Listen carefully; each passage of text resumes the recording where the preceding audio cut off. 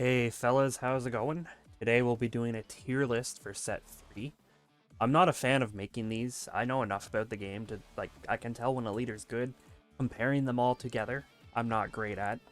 So why am I doing it? Everyone else did one and I felt left out. So, here we are. Anyways, it's gonna be very quick, it's gonna be very dirty, it's gonna be very wrong. So, yeah, let's just get started.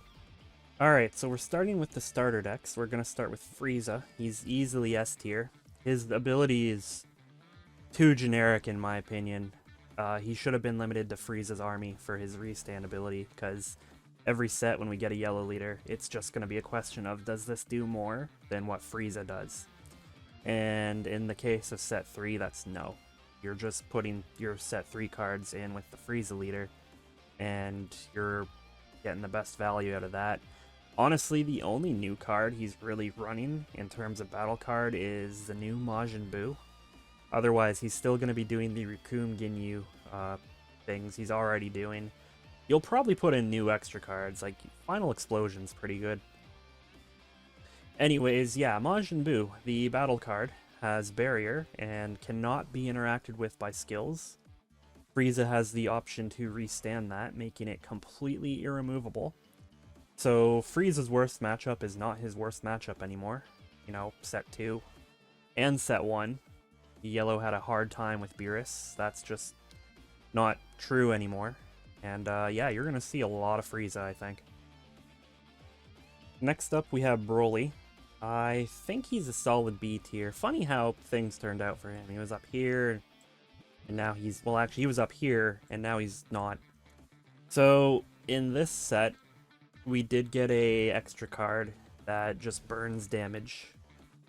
Burns you down to 3 life. So it is possible for red decks to force Broly to awaken 2 life. However, that card is red, and red decks don't have room for that card for one matchup. I don't think that card's going to be played enough for that to be relevant, unless Broly is very popular. Anyways, he does still have the 25k base. That's a good thing he has going for him. I don't really like his gimmick once he's awakened, where he has to discard an energy to continue to draw cards. He does have Selku. That's only getting easier to remove, though. So I think B is a fair spot for him. There's better green decks, but we'll get to that when we get to that. Next up is Vegeta. I think he's solidly an A tier. He himself didn't get anything this set, but Blue got some stuff they really needed, like a low-cost crit card. They got a 2-cost, I believe it's Vegeta, take a life, has critical. So Vegeta can aggro you early game with crits, and then once he flips, he's gonna be punching you with some huge damage off of his leader ability. He still has that 4-cost Vegeta that brings out the Bulma. And then for 4 energy, he's swinging in. He could swing a 50 and a 35 at you, or 2 45s. No, it'd be a 40. It would be a 40 and a 45. Either way, you're taking hits from him when you get to that point. He is throwing massive hits. He is going to kill you. He's very solid. I think A is a fair spot to put him. Next, we have Starter Coup, and unfortunately, I'm going to put him in C. He's playable. That's about it you can say about him. You get more out of other red leaders. Don't get me wrong, you could play him, still win the same games you'd play as other red leaders. It's just you're getting more out of those other leaders. Well, Beerus is a little different. Beerus doesn't count. Beerus does a completely different game than the other red leaders. I still really like his ability. It is good on defense and offense, but you're just getting more out of the other red leaders. That's all there is to it. Alright, we're getting to our first new leader. Because he's from a starter deck, he gets to skip the line, because starter decks, it's Bardock. He's going in S tier easily. So let's talk about what he does before we even get into his cards. He is a standard leader. You know, attack, draw, 4 life, flip over. On his awakened side, he draws when he attacks, and then he gains 5k for the battle. So he's a 25k leader on offense that draws you a card. If that's all he did, he would be solid, but he also has his Activate Battle. You get to look at the top card of the deck, and if it's a Bardock's Crew, that's a free combo. You're not using resources from hand. You can use this during any card's attack, by the way, so that synergizes with his battle cards and what they want to do. And if you don't want a combo with that card, you can either put it on the top or the bottom, so you can draw it later, or you can just get rid of it without really hurting anything. He is really good. His archetype is really good. He is absolutely going to be played, especially because he's also a new leader. I think Bardock is going to be the most seen leader on the digital for a while, at least, if not the entire time. And then the second most seen leader, it's going to be Super Saiyan 4 Goku, because they're the shiny new things, but we'll get to him when we get to him. It's going to be a while before we get to him, but yeah, Bardock, easy S tier, no question about it. I'll be talking more about that later. I am working on something. Alright, starter decks out of the way. Let's move on to set 1. Starting with Cooler. He's the worst leader in the game. That's just how it is. He did not get any real support this set. The meta Cooler stuff is fun, but I don't think that's actually playable. I'm going to try and make it work, don't get me wrong, but it's not great. His front side, being the crit leader, doesn't draw. That does not synergize with his back at all, where he's discarding cards. He can't afford to do that. However, so Z tier up here I reserve for things that are really, really, like that was top coup last set. Z tier is just for things that are leaps and bounds better, not questionable. We're just going to put Cooler up there to fuck with people that skip to the end of the video, but he is the worst leader in the game. Next up we have Ginyu. I got mixed feelings on this one. He's either high C, low B. I think he's playable. I think I'm going to throw him in the top of C because he struggles into those matchups against the 25k leaders. We're getting more of those. And I think 2 of them are going to be seen a lot. Other than that, he's solid. There's more removal now than there's ever been. That really messes with him. If you can remove his board, you beat him. But if you can't and he pops off, he's absolutely killing you on turn 3 or 4. I think C is a decent spot for him. I wish he was like up here, but he just isn't. So I'm going to throw him in C. Like, that's very fair for him. He's very playable. There are decks that cannot deal with him. God help you if you're green and you run into him, because I don't know how you're beating him. Next up, we have the big bad of set 2. The androids, they're still an S tier deck. They didn't get anything in set 3, and before you tell me, oh, they got that 3-cost android 17. That's not for them. That's for Cell. They're not going to play that because they don't play the field card. They play the 4-cost that plays out other stuff and still ramps them, giving them that mid-game option. So they're actually fighting you mid-game and then crushing you with Broly. They don't need anything new. It's solid as it is. We're probably not going to see support for this deck again for a while, because it's pretty solid where it is. That's all there is to say about it. You know, you've played it. You've played against it. So Gohan's kind of funny. In set 1, he was up here. And then in set 2, he was down here.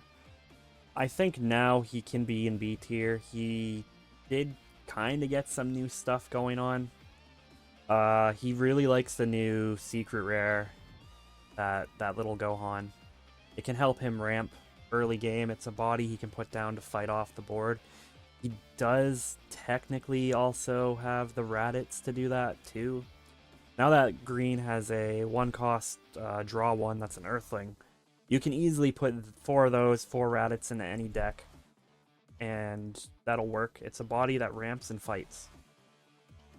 Although really anyone can do that, but I think that helps Gohan the most, because other green leaders are going to want to do other stuff. I think Gohan is in a decent spot. Trunks, best blue leader of set 2. This is very difficult for me to place him. I'm going to put him at the top of A for now. That may or may not change. I'm going to think on that for the rest of the video. He's really strong with the vanilla deck that he's running. I don't see him changing much in set 3. He did get some fun new options. His ability is really good. He's a solid leader. A is very fair for something like him.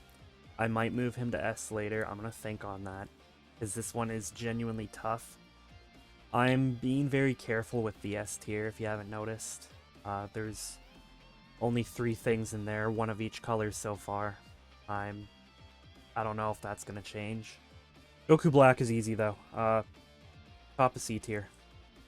He's really good when he's good. And by that I mean when things work out for him. If he would always do what he wants to do, up here, no question. But he's not consistent enough to do that. He still has the Mai that he can't search for that he needs. There's still cards he's running that are not Zamasu, so they don't synergize with his ability. And he can get stuck. He can. I've had that happen. Where I've not seen a Mai, I can't search for Mai, I lose the game. So C tier is where he's going. He is the funny high roll deck. I love that, but it's not consistent. Universe 7, this one I had to think on for a bit. But after considering it, I'm putting this in S tier. They got a 3-cost card, 30k swing, draws you a card. That's really good already. And then they also got the SR Vegeta, that you discard 2 cards. That will make it a 55k swing.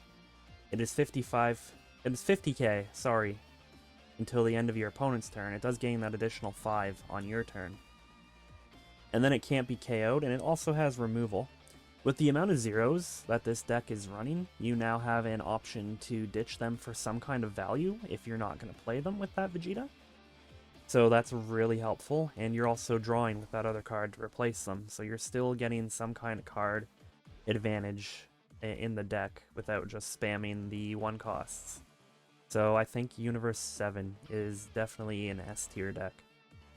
Next we got Beerus, and this is why this one was so hard. I couldn't decide where I wanted to place both of these when compared to each other, which I really shouldn't compare them to each other. They do 2 very different things. Anyways, Beerus is definitely an A tier deck. He would still be S tier. I'm going to acknowledge that people really sleep on Beerus every set, and then he turns out to be good. The problem this set is Yellow has a battle card that he cannot interact with. Yellow's worst matchup was Beerus, and that's just not going to be true anymore. They now have the option to just slam Boo constantly, and there's nothing Beerus can do about it. Other than that, Beerus is still going to do Beerus things, and he's still really good. It's just, I'm putting him in A, because his best matchup got something specifically to deal with his shenanigans. It deals with everyone's shenanigans technically, but Beerus most affected. Okay, so we're now moving on to the set 2 leaders. We're going to start with Yellow Vegeta, and he's going the top of A tier. Again, Yellow got a battle card that cannot be removed, and Vegeta himself got some fun, unique thing. Well, technically they're not unique. There's that new 3-cost Vegeta at the end of turn. Spend an energy, you become 25k on the defense. Technically anyone can do that, but that synergizes with what Vegeta's leader ability does. So he's the more defensive yellow leader, where Frieza's the more aggressive yellow leader. And now we have that problem where we were talking about Frieza, where you get more from Vegeta than you do from Frieza. I think right now you don't, but it's starting to get close. It's starting to become an argument on which one is better. For now, I don't think he's quite there. I think you get more out of Frieza, but the difference between them isn't really that much. I could throw him at the very bottom of this, but I think this is a fair call as well, so that's where I'm going to put him. Next up is Cell. He's going into A tier. He does good Cell things, which beat everyone below him. The man constantly heals. He did get some funny memery in set 3. Green got a 1-cost, draw 1, that is an Earthling. So you can throw 2 Ginger Town in any Cell deck, even if you're not leaning into it, because you're going to be playing that card anyway. So maybe you have 3 of the Bulma on the field, and you draw into Gingertown. Alright, cool. You're at 6 energy now, assuming they don't mess with your board. There's now a psychological aspect to that, because now even if you're not running Gingertown, they have to respect it, and they have to spend resources to clear your board whenever there's an Earthling on there. And if you are running the Gingertown, you now have the farmer that you get to play for free. So even on 3 energy, if your board is empty, but you got 3 farmers in hand, you slam 3 of those, you Gingertown, you're at 6 energy on your 3rd turn. You're able to pull some nonsense with them. I'm also a little biased here because I love Cell. He's A tier. I'm not that biased that I'm going to put him in S. I understand he still has problems. A tier is fair. Don't argue with me on it. Good Cell things, TM. Zamasu's another A tier. He has a problem with green. He checks red pretty good. He doesn't care about Jiren's can't be KO nonsense. He's not going to care about the 3-cost Vegeta's can't be KO nonsense because he's just bottom decking everything. He can heal from 2 to 3. He's going to be checking red. Every blue deck's going to be checking red, but Zamasu's really good at keeping red in check. He probably beats Goku Black too. I think he'd have problems with... Well, no, he'd beat Ginyu. Same thing, he's constantly bottoming Ginyu's stuff, which is how you beat him. He doesn't beat Broly or Gohan, but he has a important role in the upcoming meta, which is why he's in A and not in B. And here we go. Popku, the menace of set 2. The first leader that got a card banned. He isn't what he used to be. He is definitely a C tier. I don't know if I'd even put him above Starterku, honestly. I think there's a bit of a debate here. I don't care enough to have that debate. Y'all can have that debate without me.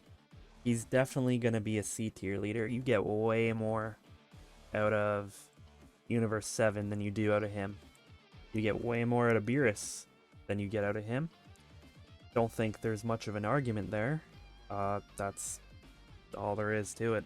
He's never going to be what he once was. Moving on to set 3, and immediately I must make myself sad because we got Majin Buu.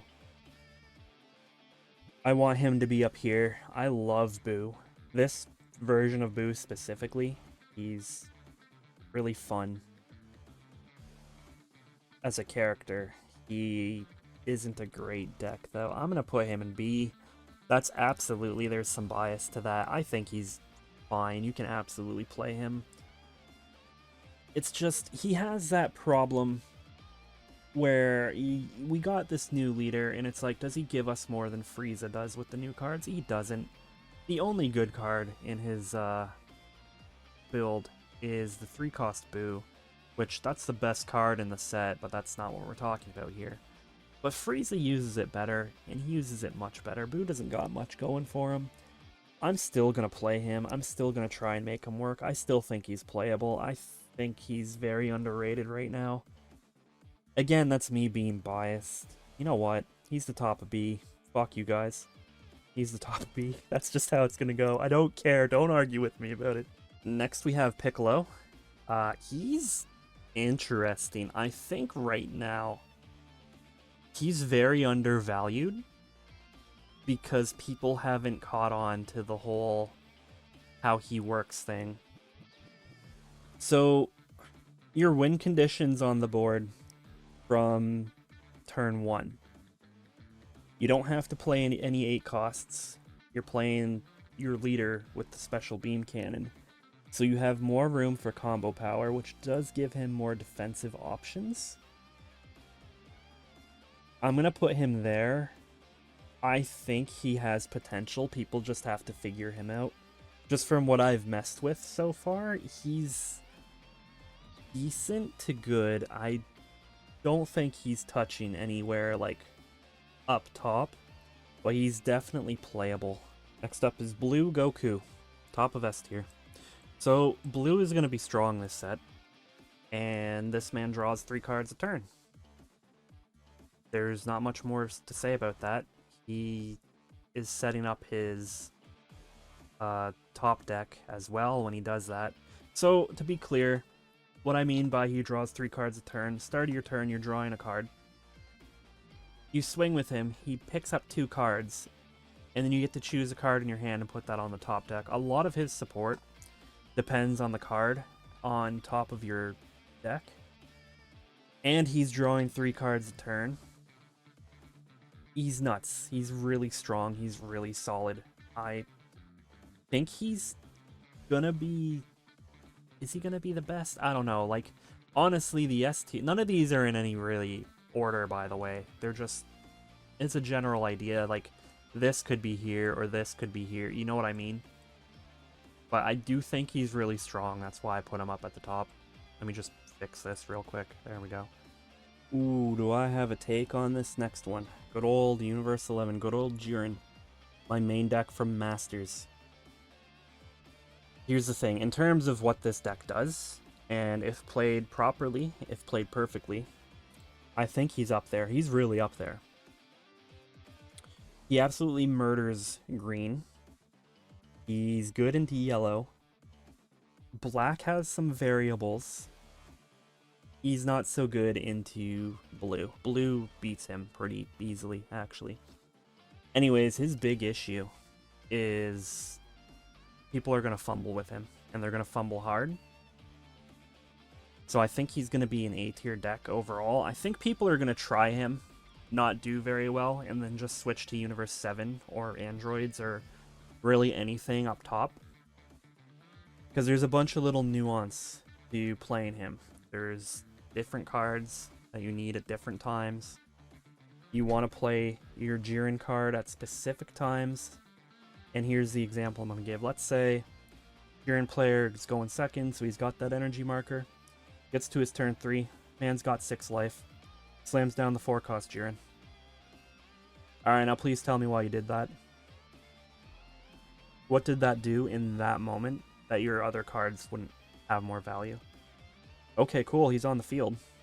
You don't need him for another turn, at least. You're just giving your opponent a chance to deal with him before he matters. And there's going to be a lot of little things to do, like with that. So, I think overall, he's going to be lower on the list, just because a lot of people have brains that are made of wood, and they're not going to think when they play him, and they're going to fumble a lot, and then just switch to something else. I don't know if that really should matter on, like, a list of overall, like, power, but that's where I'm putting him, and that's the reason why. Our last leader, Super Saiyan 4 Goku.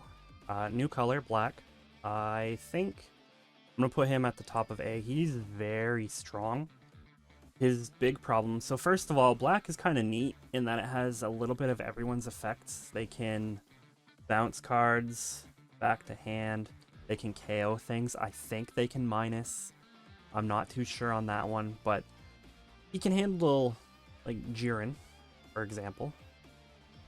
Anyways, the problem with Super Saiyan 4 Goku, I think he relies a little too much on seeing the secret rare, where Bardock can just stick to his cards and perform well. They're both solid leaders, don't get me wrong. I think Super Saiyan 4 Goku is really good. But when comparing the two directly, I think Bardock is better, at least in this set. That will probably not be true as time goes on, because Bardock is locked to a specific type, where Super Saiyan 4 can put anything they want in the deck. Long term, it is going to probably be the stronger leader, but for now, this is where I think they stand. Remember, I only wanted one color leader in the top, so between the two, that's all it really comes down to. And there we are, there's our full list. As you can see, we have Cooler at the very top. I don't think anyone can argue why he's at the top. I made some pretty good points when we talked about him. Anyways, yeah, it's a list. I'm not really invested in it. It was just for fun. Everyone else was doing one. I just didn't want to be left out. Anyways, until next time, thanks for watching, and you all take care. See you later.